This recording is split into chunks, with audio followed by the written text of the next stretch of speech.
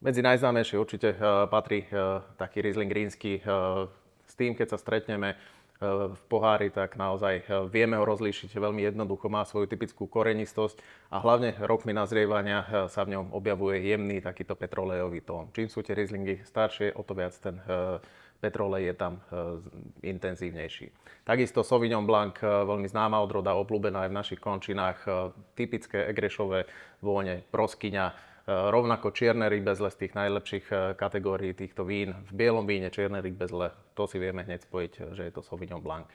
V našom prípade v Čebovciach máme veľmi pekný Müller-Thurgau, staršia odroda, ktorá je práve známa tým, že v tej aromatike veľmi rozoznateľný kvet marhule, keď kvitne marhulový strom na jar, tak táto aromatika, táto vôňa sa v tomto vínku každoročne objavuje.